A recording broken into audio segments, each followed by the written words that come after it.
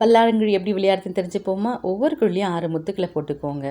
எல்லா குழியிலும் முத்துக்கள போட்டதுக்கப்புறமா விளையாட ஸ்டார்ட் பண்ணிடலாம். அப்படி விளையாட ஆரம்பிக்கும்போது எந்த குழியில முத்துக்கள் இல்லையோ அதை தொடச்சிட்டு அடுத்து வர முத்துக்கள எடுத்துக்கலாம். அதுதான் நம்மளோட பாயிண்ட்டு. ஸோ இந்த விளையாடின முத்துக்கள எடுத்து போட்டு வைக்க தான் சென்டரில் இருக்க இந்த 2 பள்ளங்களும். ஸோ இந்த 2 குழியிலையும் நம்மளோட காயின்ஸ் எல்லாம் போட்டுடலாம். 4 காயின்ஸாக வந்தது அப்படின்னா அது நமக்கு பசுன்னு சொல்லி எடுத்துப்பாங்க. இப்படியே விளையாடிக்கிட்டே இருக்கணும். யார்கிட்ட ஃபைனலாக நிறைய காயின்ஸ் இருக்குதோ நிறைய முத்துக்கள் இருக்குதோ அவங்க தான் வின்னருங்கிற மாதிரிங்க. இந்த விளையாட்டில் இன்னொரு சுவாரஸ்யம் இருக்குங்க. நம்ம முதல் ரவுண்ட் ஸ்டார்ட் பண்ணும்போது எந்த குழியிலேருந்து கல் எடுக்கிறோம் முத்துக்கள் எடுக்கிறோமோ அதை பொறுத்து தான் நம்மளோட இந்த விளையாட்டோட எண்டு எப்படி இருக்குன்றதை ஃபைனல் பண்ண முடியும். இது விளையாட பார்த்தீங்கன்னா உங்களுக்கே நிறைய விஷயங்களை கற்றுக்கலாம்.